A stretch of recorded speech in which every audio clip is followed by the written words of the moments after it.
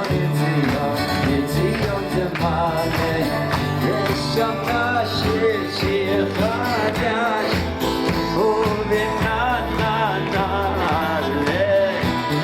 hi everybody, and good to see you. I want to start off with a little thought, a short thought at the beginning of the parsha, and then move on to my main theme. You know, we read, of course, that Yitzchak marries Rivka. This was the wife chosen for him by Eliezer, and Rivka is barren. Rivka does not have children. They're married for many, many years. They're married for 20 years, and Rivka does not have a child. And the verse says that Yitzchak prayed on behalf of Rivka, his wife, and Rivka conceived, and then we'll have the story of Yaakov and Esav, the twins. So Rashi points out that the Chumash emphasizes that God listened to the prayer of Yitzchak. Why does God listen to the prayer of Yitzchak more than the prayer of Rivka? Rivka herself was praying. So Rashi quotes a statement of our Chachamim, of our sages, that say that the prayer of a tzaddik, the son of a tzaddik, is greater than the prayer of a righteous person whose parents are not righteous. Yitzchak is, of course, the son of Avraham, so he has both his merit and the merit of Avraham. And Rivka, on the other hand, is a righteous woman, but she comes from very unrighteous parents. And therefore, the prayer of a tzaddik, the son of a tzaddik, is more accepted by Hashem than the prayer of a tzaddik, that in this case the daughter, tzaddiket, the daughter of a Rasha. Now the question is very, very obvious. Chazal in fact teach us, b'makom shebalei tshuva omdim, tzadikim gemurim einam yecholim lamod. But the person who is a bal tshuva, the person who comes from a non-religious, certainly an idolatrous background, and embraces the truths of Hashem, is on a much higher level than a person who was simply born into it. So if we were to ask ourselves who would have more merit in their prayer, it would actually be the tzaddik that comes from a Rasha, which is even a greater accomplishment than the tzaddik that comes from the tzaddik. So why do Chazal say that the prayer of a tzaddik, the son of a tzaddik, is greater than the prayer of a righteous person, in this case the daughter of a Rasha? So there's a beautiful thought that was expressed by Rav Simcha Zissel. It's called the Altar of Kelm, the old man of Kelm. Kelm was a town in Lithuania, and he was considered to be the Talmud Muvak, the primary disciple of Rabbi Yisrael Salanter. And he says, in reality, Tzaddik ben Tzaddik is actually harder, because the connotation of Tzaddik ben Tzaddik is that even though your father is righteous, you chart out your own unique path in the service of God and not be an imitator. In the case of Rivka, once she understood the truth, she knew she had to create her own path. The path of her parents was not good. But for Yitzchak, the easiest thing in the world would simply be to follow in the ways of Abraham. And yet we know that Yitzchak carved out, each of our avos carved out a unique derech in their service of God. Abraham was the pathway of loving kindness. Yitzchak was introspection and what is called Gevura, inner strength. Yaakov is called Tiferes, beauty, which is a combination of the two. So the Altar of Kelm says, for a tzaddik to be a tzaddik in his own unique way, although he comes from a righteous person, is actually a more difficult accomplishment than to be a tzaddik who comes from a Rasha, because there the person knows they have to be an individual. In the case of Tzaddik ben Tzaddik, you might think it's sufficient to be an imitator. This is a famous thought of the Altar of Kelm, and it really teaches us a very important lesson about the notion of individuality, creativity, autonomy in the service of God. And this really creates a paradox. That's not the main thing I want to talk about, so I'll just lay out the type of issue I'm referring to, and we'll maybe leave it for some other shiur. But we know in many, many ways, by definition, to be a good Jew requires a high level of conformity. I think we all understand that. Everybody is supposed to keep Shabbos, keep kosher. We have common holidays, right? We don't simply serve God in our own particular way. There's a structure. That structure is called Torah, the written Torah, the oral Torah, the mitzvot.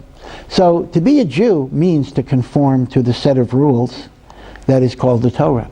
But at the same time, God is telling each and every one of us that within the common framework that we share with all Jews, there must be room for individuality, for creativity, for autonomy. We are not supposed to simply be duplicates of each other. We are not supposed to be clones of either our parents or our community. We don't have to, for example, dress the same, think the same. There is room within Torah for creativity and for individuality, and not only is this tolerated, but this is even desirable.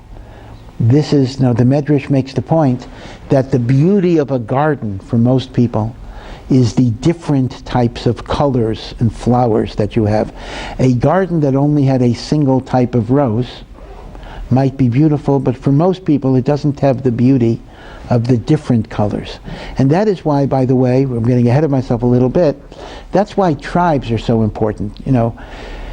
Today we don't really have a sense of tribal consciousness. How many of us think, oh, I'm a Reuven, I'm a Shimon? We don't even know, except for Kohanim and Leviim. But in the Torah it's very, very clear that tribal identity was a very important part of your Jewish identity. Tribes had their own land, they had their own princes, they had their own leadership. And you might wonder, why is tribalism an important factor in Jewish identity? Don't we have enough things that divide us? We need some other factor? But the short answer is that the concept of a tribe is each tribe had its own unique mahalech, its own unique approach in Avodas Hashem. And therefore what God is basically saying is there are different approaches. There are different derechim. And the fact that my derech is not the same as your derech doesn't mean your derech is wrong and my derech is right, and it doesn't mean your derech is right and my derech is wrong. Rather, there are legitimate multiple pathways to God within, I hasten to add, the common framework of the Torah and the mitzvos. And that is the Alter of Kelim's very powerful point, that for a tzaddik who is the son of a great, great tzaddik, to understand that insight is actually more difficult. It is a greater accomplishment than the tzaddik, the son of the Rasha. In fact, you've got nothing to lose. That's right. You have nothing to lose. You gotta drop what you have and do something new. But the tzaddik ben tzaddik, to be an imitator, that seems to be the easiest path, and yet that wouldn't necessarily be the correct path. Homiletically, that might be the meaning of a very famous Maimer Chazal. The 613th commandment of the Torah is to write your own Torah scroll. There actually is such a mitzvah, write your own Torah scroll. Why we don't do it? Every Jew is supposed to write their own Torah scroll. Why we don't do it? Interesting question. It would cost a lot of money, etc. The Rosh says that since today we learn from Sfarim rather than a Torah scroll, you can buy Sfarim and do the mitzvah that way. But the statement of the Gemara is, even though you have received a Torah scroll from your parents, you must still write your own.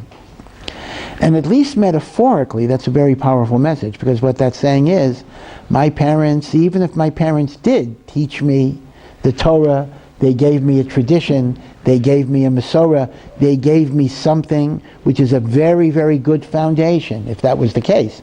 Unfortunately, it's not always the case, but even if that's the case, you gotta write your own Torah scroll. You can't simply follow and imitate even the greatest of people that you might want to emulate. So that the Alter of Kelim says is the greatness of the tzaddik, the son of the tzaddik.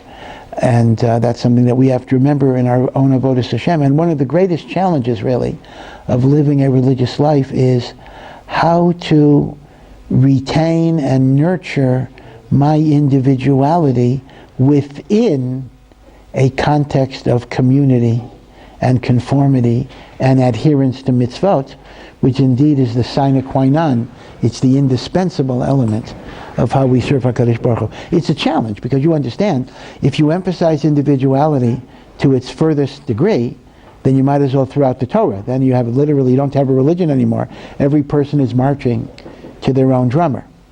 When you go to the other extreme, you have everybody's automatons. They're like robots with no feeling, no insight. Everybody's afraid to express anything. that is within. So, as is often the case, Judaism is the middle of the road in that way, and it incorporates what you might call a dialectic, kind of which the two ideas are moving in opposite directions, but you need somehow to synthesize and to integrate. Of course, like the Kotzker Rebbe famously remarked, when you walk in the middle of the road, you get hit by traffic coming in both directions. In his time it was horses, today it would be cars or whatever it would be. And indeed, when you try to create that type of synthesis, you run the danger of, some people think, you're too rigid because you're keeping the mitzvot, and other people who are more rigid in their mitzvot think that you're too irresponsible, right? You're going to find it'll be a hard place to find yourself. But ultimately, it's precisely in that hard place where you truly achieve the potential within your soul. So that was like a short thought I wanted to share with you. But the main thing I want to talk about is, of course, one of the most famous stories in the Torah and one of the most troubling stories in the Torah, the apparent theft of the blessings that Yaakov took away from Esav, that when they're older, and by the way, they're not youngsters. You don't really know their age from the text.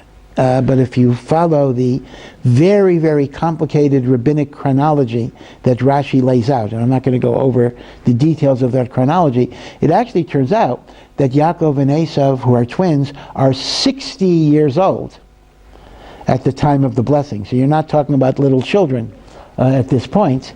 They're already well advanced in age.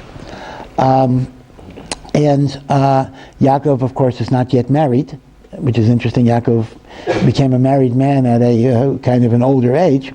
And we are told that Yitzchak feels that he is approaching the end of his life, although he actually is not, but he thinks he is. He has difficulty seeing. Rashi says because his eyes were dimmed or blinded from the tears that the angels shed at the time of the Akedah. I'll go back and explain that as well. And he sends his son Esav to do some hunting. Esav is an expert hunter, and bring him matamim, bring him delectable food, so that Yitzchak can enjoy that food and then give Esav the bracha, the blessing. And what happens is Rivka overhears the Yitzchak's plan, and she has Yaakov impersonate Esav by wearing the goat skins and by preparing a goat instead of the deer that Esav was hunting. And as a result, although Yitzchak has some suspicions, the voice is the voice of Yaakov and the hands are the hands of Esav, but ultimately Yitzchak seems to bless Yaakov thinking he's Esav. And then when Esav shows up and says to Yitzchak, I'm here, Yitzchak says, well, who was the person I just blessed? And Esav says, it must have been my brother Yaakov who cheated me again. And Yitzchak says, I'm sorry, I already gave away the bracha. Can't do it anymore. And he gives Esav some other secondary bracha. Now, this is filled with all sorts of difficulties. I mean, you could literally write a book, and there are books, just on this one story. First of all, if Yaakov gets the blessing, well, okay, let's start even on an earlier level. Why did Yitzchak? Let's ask on Yitzchak. Did Yitzchak believe that Esav was the more deserving candidate for the patriarchal blessing? Now, some say, yeah, Yitzchak was fooled. Frankly, he was blind, and of course, blindness can be a metaphor for naivete as well. In a more spiritual sense, some explain that Esav actually was very meticulous in showing honor to his father, and he was also a little deceptive. He would ask kind of halachic questions that indicate extreme religiosity, such as, how do you take truma and maser off water and salt? Now the short answer is you don't have to take truma and maser off water and salt, but this might have impressed Yitzchak as, oh, what a frum son I have. He even asks shaylas of that nature. So based on that idea, one might say Yitzchak was fooled. Again, I'm not denying that could be the simple meaning of the verse. Yitzchak thought Esav was a more righteous person than in fact he was. To make it a bit more spiritual, Yitzchak had reached such a level of holiness as a result of the Akedah that he no longer perceived duplicity, hypocrisy, lying. Yitzchak was not in the realm of the world of falsehood and lies, and Esav could fool him. However, the problem with that interpretation is there are at least two textual indications that Yitzchak understood that Esav was not such a righteous person. First, right before this incident, it mentions that Esav married Canaanite women for wives, and it mentions this was a source of bitterness to Yitzchak and Rivka, because it violated the patriarchal commitment that you don't marry Canaanite women, you don't bring the Canaanites into the Jewish people. So that indicates already that Yitzchak saw that Esav was not behaving appropriately. The second textual proof, at least based on rabbinic interpretation, is that when Yaakov impersonates Esav and stands before his father, and Yitzchak can't see who he is, but Yitzchak says the famous words, Hakol Kol Yaakov. The voice is the voice of Yaakov, but the hands are the hands of Esav. Now, you could learn, Yaakov and Esav had different voices, but that's not how Rashi learns. Rashi says Yaakov and Esav were twins. Their voices were actually the same. But the difference was that when Yaakov would speak, he would mention the name of Hashem. And when Esav would speak, he wouldn't mention the name of Hashem. And in his conversation to Yitzchak, Yaakov mentions the name of God. So Yitzchak is a little perplexed. Gee, Esav doesn't talk that way. Now, if that's the case, if Yitzchak understands that Shem Shamayim, the name of heaven, is Ragil, is habitual for Yaakov and not for Esav, he knows Yaakov is a bigger tzaddik. So both because of the Canaanite women and because of the Shem Shamayim, the name of heaven, Yitzchak seems to know what's going on. So why does he want to prefer Esav over Yaakov? And then you have other questions.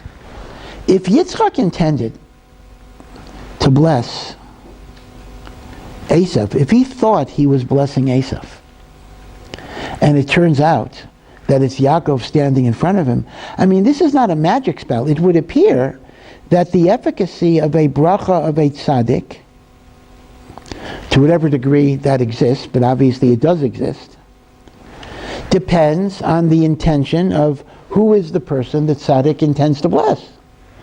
If Yitzchak intended to bless Esav, then Esav gets the bracha. Yaakov doesn't get the bracha if it was not intended for him. Now, of course, you could play philosophical games because, how do you define intent? Yitzchak's intent was to give the bracha to the person standing in front of him, which he happened to think was A, and it turned out to be B, but the intention was to this entity. That might be one way of looking at it. But then the question becomes, maybe it's a question on God. But why would God recognize such a bracha? In other words, because the bracha depends on God ultimately validating it if it was a product of dishonesty and the like. So there are a lot of questions. And of course, we have the general moral issue, putting aside the efficacy of the bracha, the moral issue of the ends justifying the means, meaning, was Yaakov morally correct in utilizing fraud and deception in order to get a blessing? Is that what God wants? It's been said, it's interesting, I've heard it said that people always raise the question, how do you know the Torah is from God? Maybe we wrote it. Maybe the Jewish people wrote it. So they say, the proof that the Torah is from God is that if we would be writing our story, we would not put in half of the stories that are there, because so many stories make the Jewish people look pretty bad. right? So it must have come from God, because we would not write the story of how Yaakov got the blessings, right? That's actually one of the, at least in a humorous way, that's one of the proofs people give for the divine origin of the Torah. Do the ends justify the means? We would say not. Right, so there's a lot of intriguing questions that this parsha raises, and indeed we ponder these questions, year after year after year, and thinking about it. And obviously, I'm not going to give you the definitive, complete, conclusive answer, because next year, once again, we'll be thinking about these types of questions. But I just want to offer with you an interesting approach that a number of Mefarshim say on their own. They kind of anticipate each other. We have the Malbim, we have Rav Shimshon Raphael Hirsch, we have the Netziv, and they all have a very, very similar approach. And they point out the following idea. They point out that, if you remember, so Yaakov gets the blessing intended for Esav, and then when Rivka goes to Yitzchak, her husband, and says, I am disgusted with the Canaanite women. Our son has to leave to find a wife, etc. So then Yitzchak gives a bracha to Yaakov, knowing that he's Yaakov. In other words, you have to remember there are two different blessings that Yaakov gets in Parshas Toldos. One is the blessing that Yitzchak wanted to give to Esav, that he gave to Yaakov, and the other is a direct blessing that he gave to Yaakov when Yaakov was running away to Padan Aram to find a wife, and he wound up staying 22 years. And the Malbim points out that the bracha that Yitzchak gave Yaakov when he thought he was Esav is very, very different than the bracha Yitzchak gave Yaakov when he knew he was Yaakov. And that is, the bracha that Yitzchak gave Yaakov when he knew he was Yaakov specifically mentions, I am giving you the bracha of the covenant that God made with my father Avraham. The bracha, on the other hand, to go earlier, that he gave Yaakov when he thought he was Esav, was 100% a bracha of Gashmiut, materialism, Olam Hazeh. God should give you the dew of the heaven and the fat of the earth, and nations shall serve you, and they should acknowledge you, and you will be a master to your brothers, etc. So here's what the Malbim suggests. Yitzchak never thought Esav was more righteous than Yaakov. Yitzchak is well aware that Esav is certainly not a tzaddik, and perhaps he even knows he's a rasha. And he's well aware that the spiritual heritage of Avraham, ethical monotheism, spreading the name of God, bringing holiness to the world, that belongs to Yaakov, and that was always intended to be given to Yaakov.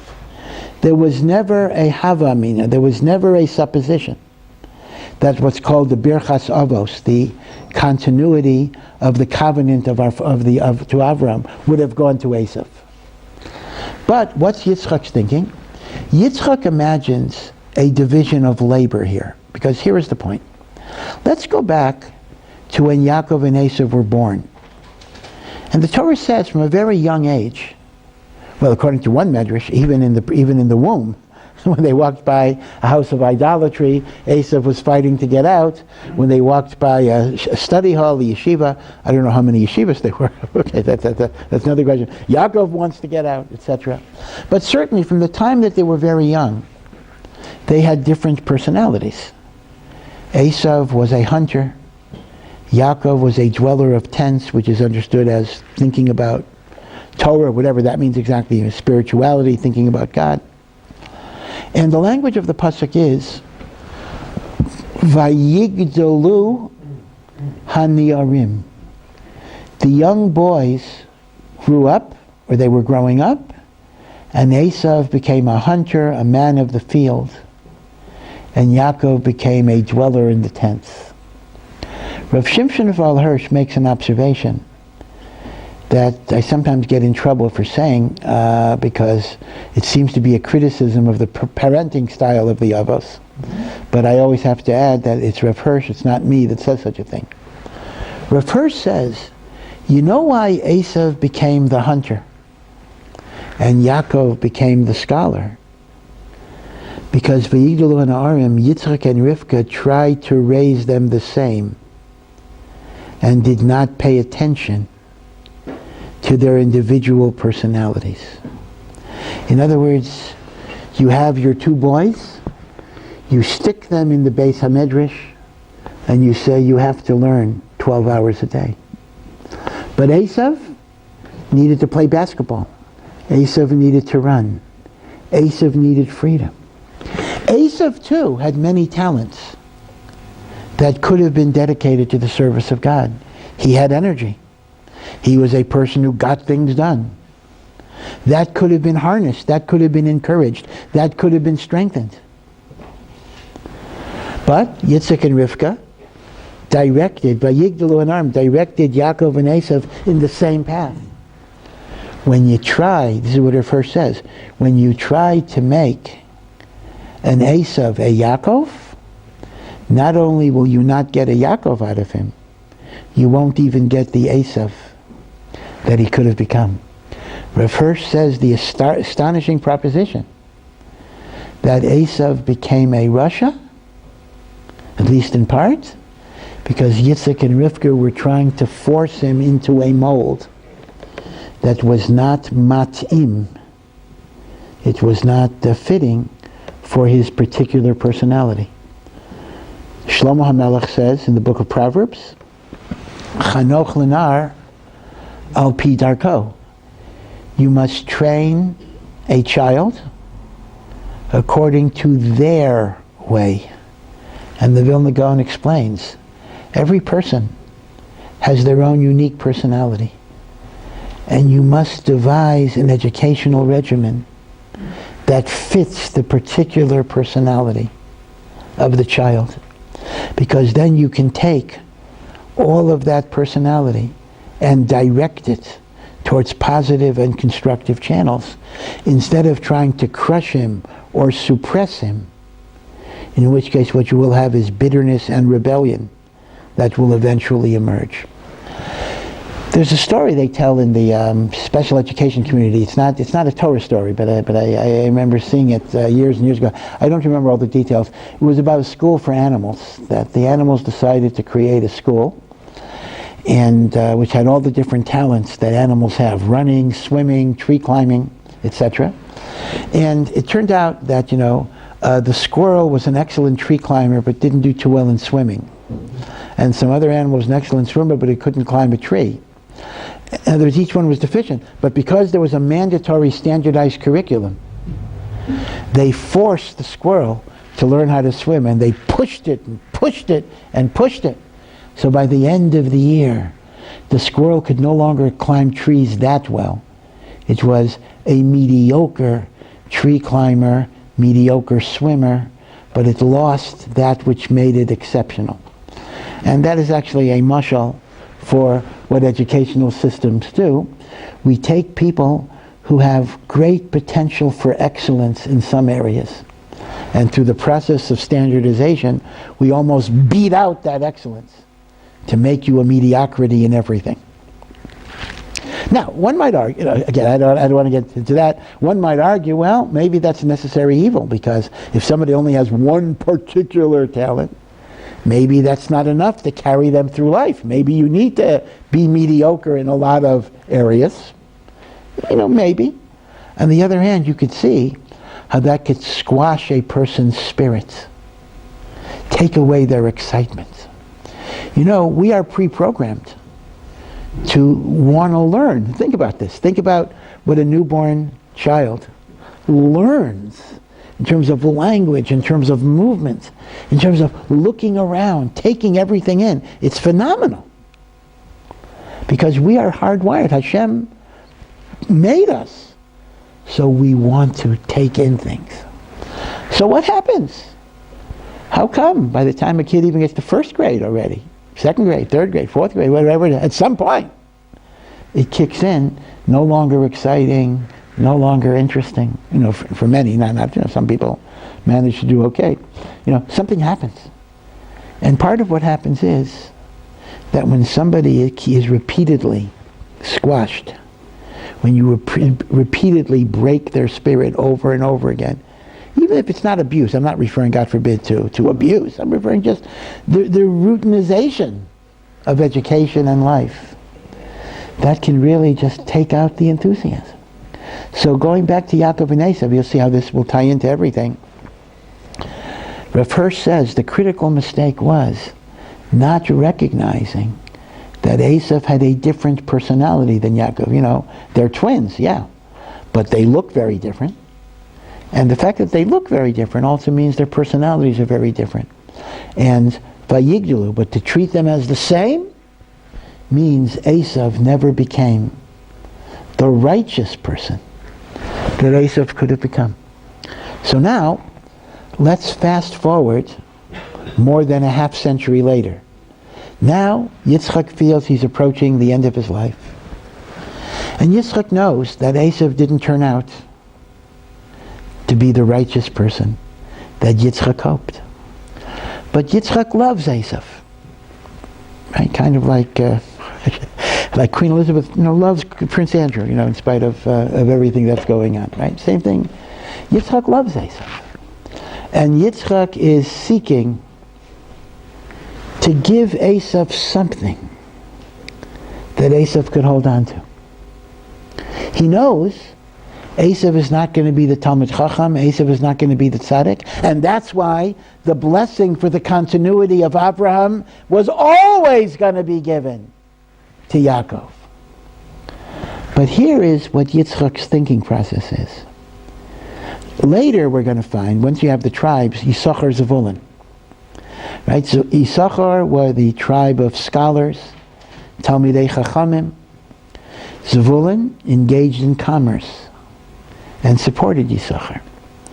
So it's an anachronism. Yisachar and Zevulun is after this story, but the concept is Yitzchak envisions that maybe the relationship of Yaakov and Esav could be similar to what later became the relationship of Yisachar and Zevulun.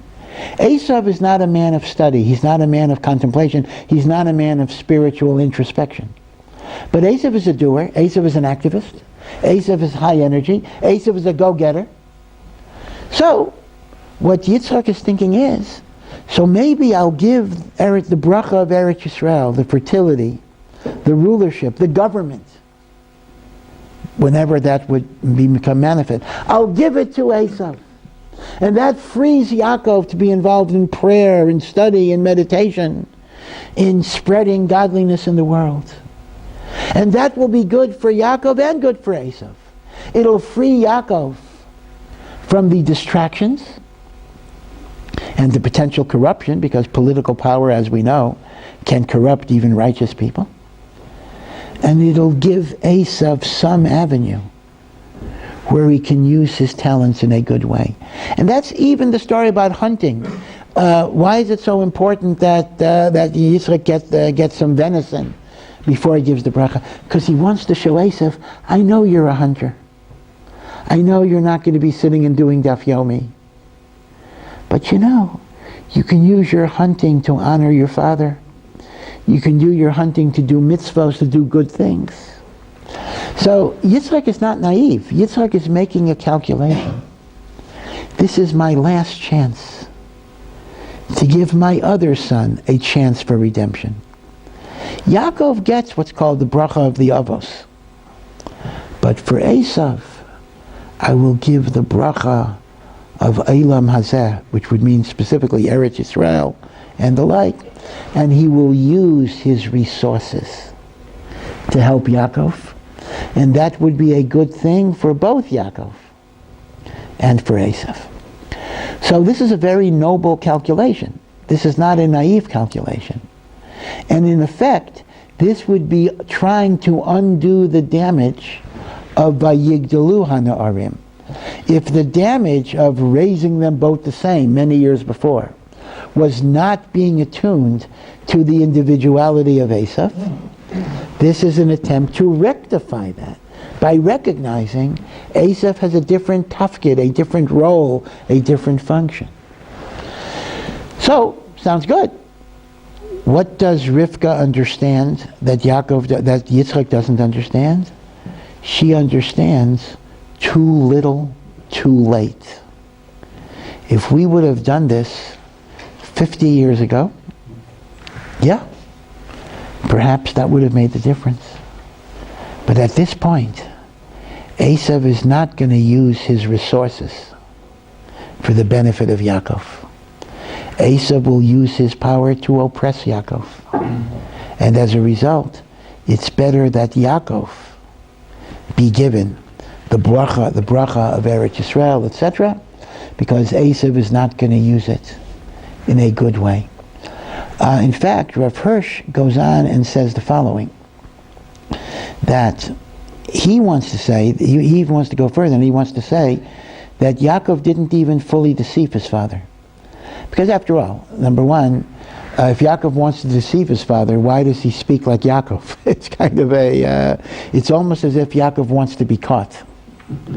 Rav Hirsch actually suggests that at some point in the charade, Yitzchak understood what was happening.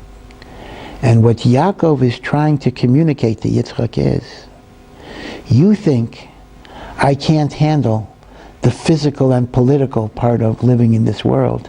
It will destroy me, and you want to give it to Esav. I just want to show you that I too am capable of deception and lies, and he's making that as a positive statement, and therefore I will not be victimized by the deceptions and lies that the world perpetrates. This is a bit of a daring interpretation that Yaakov is showing Yitzchak, I can play Esav's game, and therefore you don't need to give it to Esav. And Yitzchak, by analogy, by extension, agreed to that, as it were. Right? So this is the idea of the division of labor that Yitzchak intended, meaning knowing that Esav is not Yaakov. He wants to salvage something. And there's something very poignant about that, about an elderly father whose son did not turn out the way that the father hoped. But the father doesn't want to give up hope. The father or the mother don't want to give up hope. They want to salvage something. They want to do something. But sometimes it is too late. I mean, there are certain tragic dimensions of life that come across here. In some ways, Esav, too, is a tragic figure. It's a tragic figure. When he comes in and he cries a loud and bitter cry, that's not a fake. There's a genuine anguish that Esav is expressing. I mean, it could actually bring a person to tears. And the anguish that's being expressed is there no potential for me? Is everything over? Is it really too late? And sometimes, at least in this world, sometimes the answer is yeah, on some level. So this is a bit of a deeper understanding of what is going on here, in which Yitzchak, it's a complicated picture. Yitzchak is trying to create division of labor because he thinks, number one, it's good for Esav, and number two, it'll prevent Yaakov from being destroyed by the machinations of politics. Rivka understands too little, too late. Yaakov is communicating to Yitzchak, listen, I'm not going to get destroyed by political intrigue because I know how to play the game too. And Yitzchak, who might be a little confused, he may not be 100% sure who's here, but he figures whoever is there is the one that God wants to get the bracha. And then we have Esav's anguish. And I think the Torah wants us to feel the pain of Esav. And I'll get to a further point about that in a moment. It's very interesting to backtrack a moment. The Netziv points out that, Avram and Sarah also had difficulties with an older child at Yishmael. But it's very, very interesting, the difference between how Avram and Sarah handled their problem versus Yitzchak and Rivka. Avram and Sarah handle it by communication. Sarah goes directly to Avram and says, hey, Yishmael is a problem. He is not living up to the standards of morality. He is a destructive influence on Yitzchak. He has to be banished. Sarah is able to convey her concerns to Avram openly, directly, explicitly. She talks to Avram as an equal, and indeed Avram is commanded by God to listen to Sarah. Rivka does not communicate her concerns to Yitzchak directly. It's very, very strange. She conveys her concerns by deception, by masquerade, by subterfuge. And the Netziv points out that this is an interesting observation because Rivka, number one, was much, much younger than Yitzchak. Yitzchak married Rivka when he was 40. According to Chazal, she was only 3 years old. Another view puts her at 14. So, in a sense, Yitzchak was virtually a parent rather than a spouse. Moreover, because of Yitzchak's experience at the Akedah, he was otherworldly. There was a certain aura of holiness around him that on some level was even terrifying. So the Netziv writes, it sounds like a very modern idea, but the Netziv writes that Rivka was in awe of her husband. And she didn't feel she could communicate her feelings directly to him. It had to be by indirection, so he himself would realize that Hashem wants Yaakov to get the brachas. As opposed to Avram and Sarah, Sarah felt, and she was, kind of an equal to Avram. And therefore, she had the right to express whatever it was that concerned her. Kind of a different marital style, as it were. So one should keep that in mind as well. So now, though, I want to mention one final point here. And that is the ends justifying the means. I'm sorry, yeah. There is a situation here in what you're saying. Yeah. Sarah wasn't the mother of Ishmael. Yes, she was not the mother. And Rivka was the mother of her. Yes. No, there is a difference, and that's a very good point. But I think, the question that was raised is that, well, Sarah was not the mother of Ishmael, and Rivka was the mother of Esav, and that certainly is a difference. But I actually think that the difference might cut the other way, meaning to say, if someone is your child, you should feel you have more of a right to speak about your concerns. So in a sense, Rivka had more legitimacy to speak about Esav than Sarah had to speak about Yishmael. And even so, Rivka didn't have that feeling that she could do it, even though it was her own child. Right? Sarah might have felt, who am I to talk about Yishmael? And yet, she was willing to seize that initiative when it was necessary. The issue of ends justifying the means is the final thing I want to talk about, though. And that is, well, like Rav Hirsch, maybe it's not so much of a problem, because Rav Hirsch actually learns that Yitzchak understood he was being deceived. Okay, but if you don't go with that interpretation and you assume Yitzchak was deceived, then the bottom line is, even if you say analytically that Yaakov gets the bracha because Yitzchak intends to bless the one in front of him, but you still have the phenomenon that Yaakov got the brachos through fraud, deception, and lies. Do the ends justify the means? Now, some will say that there are cases where the ends do justify the means, meaning we like to say as a truism, the ends never justify the means. Clearly, that is not a true statement as an absolute. I can give you many examples where the ends absolutely justify the means. If you have a terrorist with a machine gun who enters a school building and in a very unlikely way asks you, can you tell me where the kindergarten is located?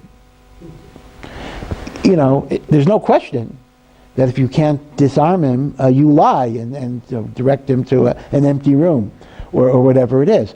Is some high and mighty moralist going to say, you're not allowed to lie, the ends don't justify the means? That would be ridiculous, right? So to make a statement that the ends never justify the means is not true. It just isn't true. Sometimes the ends will justify the means. The question is, of course, when. One might say that since the issue of the brachos goes to the whole eternity of Am Yisrael and the mission of the Jewish people in the world, so in such a situation, maybe a certain amount of deception might be necessary. And it's so fascinating that in the books of the prophets, Yaakov is specifically identified as the patriarch of truth. Very, very strange.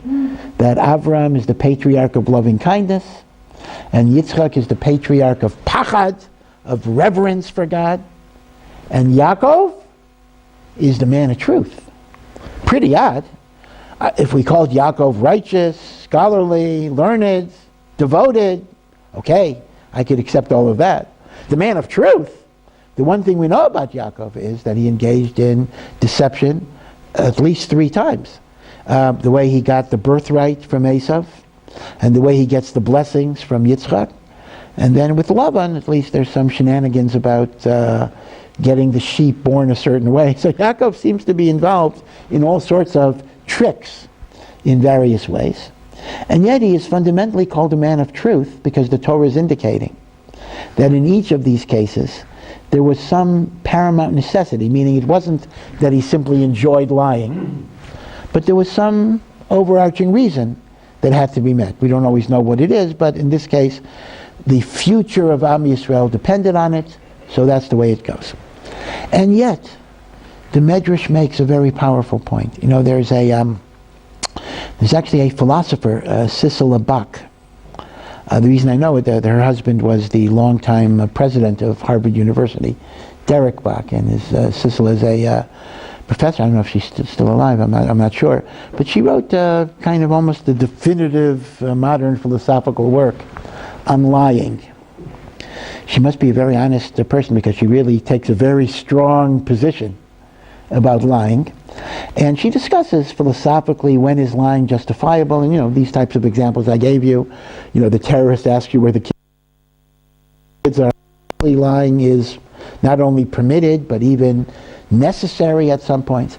But she makes an interesting point, and the interesting point that she makes is that even when lying is permissible and even mandatory, it creates a moral imperfection within a person. Now, maybe it's necessary to incur that moral imperfection, but it has a cost. It diminishes something in your soul. The fact that something is justifiable doesn't eliminate what's called a moral trace. That's a certain type of blemish.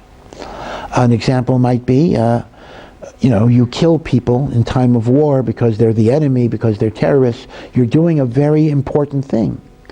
But still, it affects your nature in terms of making you perhaps a more violent person, less sympathetic to life. You did the right thing. We know this in the physical world. If I jump into a fire to save a baby, I did a great thing, but I still get burnt. Well, moral decisions are that way as well. The justifiability of a decision does not automatically mean it doesn't affect you in a negative way. Now, Dr. Bach's point, I'm not sure if she based on the Medrash. I have not seen the book recently. No, she's not. But it could be. She might have seen some rabbinic teachings in translation. But Dr. Bach's point was made by Chazal 2,000 years earlier in the Medrash. They make the point, Yaakov got the blessings. And Yaakov may have had justification for what he did. But Yaakov suffered tremendously, precisely because deception and lies never bring complete blessing to the world. It points out that Yaakov was victimized by Lavan over many years. first and foremost by his wives. He was supposed to marry Rachel. He gets Leah. And of course, Lavan says that when Yaakov says, "You gave me the wrong wife," so Lavan sticks the knife in and says, "Oh, I don't know how you behave in your place, but we don't favor the younger more than the older," meaning maybe that's how you act. That's not how we act. And of course, in the various business arrangements where Lavan cheats Yaakov. So Yaakov is victimized by deception. Because just as we say, he who lives by the sword dies by the sword. He who gets his blessings by sheker is going to be a victim of sheker. Victim in his choice of wives, victim in his economic circumstances, and of course, most poignantly and most tragically, victimized by his own children when they sell Yosef and tell him that Yosef is dead. And the Medrash says, Beferish, the Medrash says explicitly, that all of the tragedies that befell Yaakov, which result from fraud and lies and misrepresentation, is because he took the brachos from his brother with fraud and lies and misrepresentation. So Dr. Bach's point that even when there is justification, there are going to be consequences, is an observation that was made by Chazal. And let me point out yet another example that the Gemara points out. When Esav comes back and Esav discovers that the bracha was given away, so the pasuk says, as I mentioned before, Vayizak zaka gedola umara. He cried a loud and bitter cry. Chazal, with their tremendous sensitivity to language, this is before there were computers, point out that expression, Vayizak zaka gedola umara, those exact words appear only one other place in Tanakh, and that is in Megillas Esther, when Haman gets Achashverosh to sign a decree that the Jewish people will be destroyed on the 13th of Adar. When Mordechai hears the decree, it uses the same words, Vayizak, Za'aka, Gedola, Umara. So here's what the Gemara says.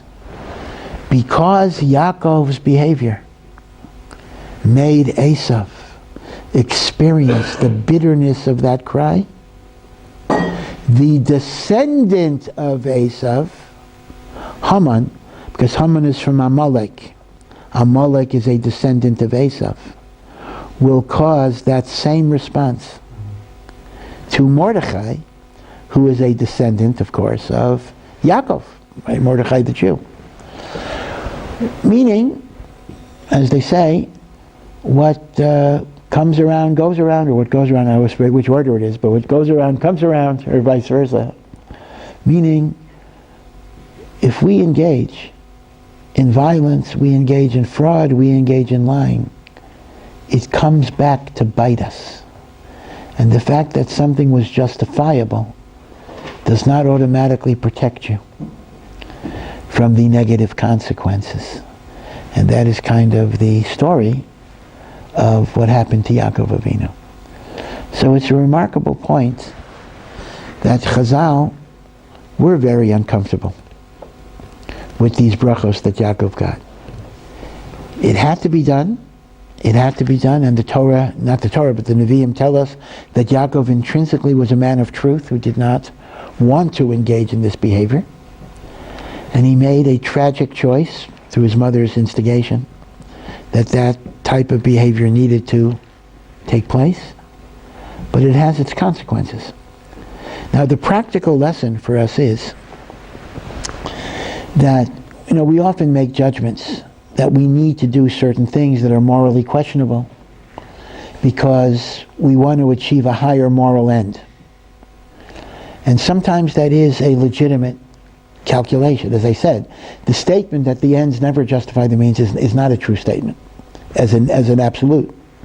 But all I want to say is, the message of this parsha is, be very, very careful when you make that determination, because know that even if you're in the right, there can be some very, very negative consequences. Don't think because you're right, you're immune from the negativities.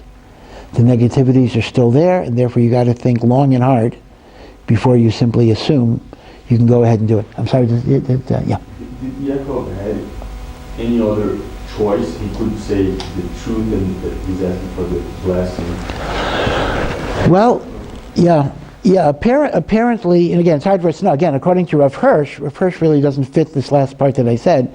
Yaakov actually communicated to Yitzchak that he was engaged in a fraud, so Yitzchak knew he was blessing Yaakov.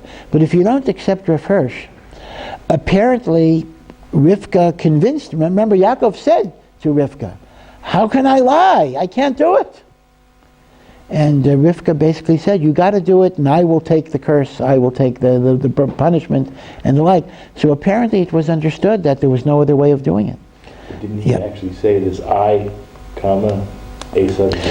Yeah. So that gets back into the concept of which you might call magical communication, meaning to say the following: Yaakov was careful that his actual words did not have to be construed as direct deception. Right? He shows up, gives his father meat, and when his father says, "Who are you?" he says, "It is I, Esav, your firstborn," which could be punctuated, "It is I, and Esav is your firstborn." Right. Yeah, right. So the issue becomes this. Chazal do make the point that technically he did not utter a lie.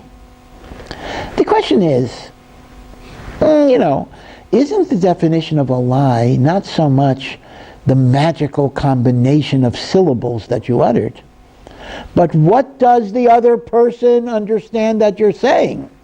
Right?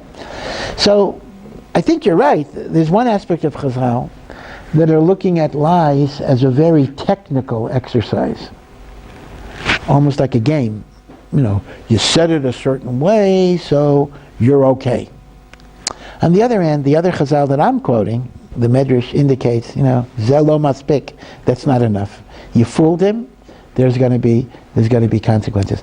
I'll give you another example where this magical syllabic approach to lying is used in a much more tragic consequence, but maybe a more justifiable consequence even.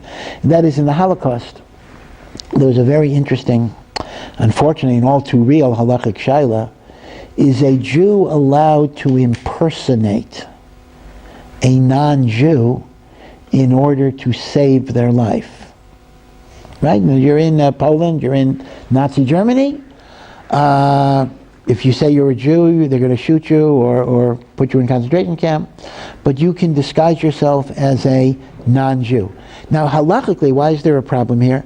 Because we know that although for most of the Torah, you can violate Shabbos and kosher to save your life, no question about it. But one of the things you cannot do is you cannot worship Avodah Zarah, even to save your life.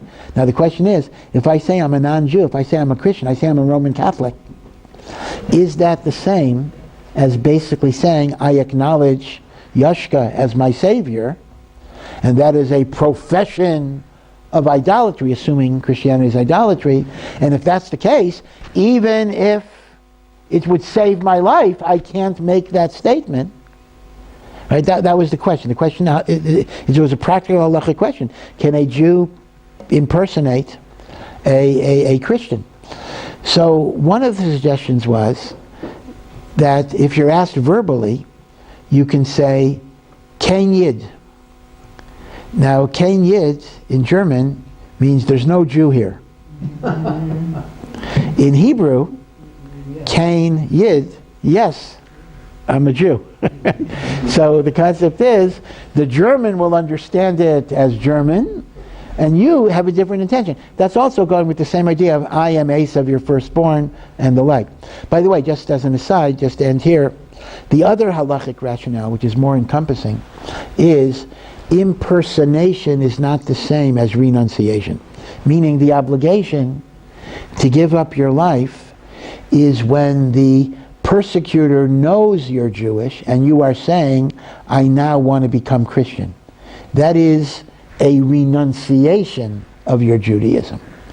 But that wouldn't help in Nazi Germany. If you said you're a Jew who wants to convert to Christianity, they're going to kill you anyway.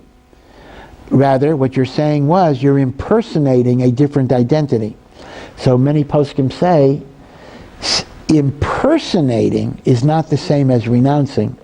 And therefore, even though you must die before you're a Jew who renounces Judaism, impersonating yourself as never having been a Jew is actually not the same. And I can tell you, halacha l'maisa, this was certainly followed. There were even great gedolim, the Brisker Rav. There were gedolei ador mamash, who got themselves out of Nazi-occupied Europe by impersonating non-Jews, either with fraudulent papers, dressing as non-Jews, or both, shaving off their beard. I believe some even wore clerical garb. So there was this idea that impersonation was not the same as renunciation.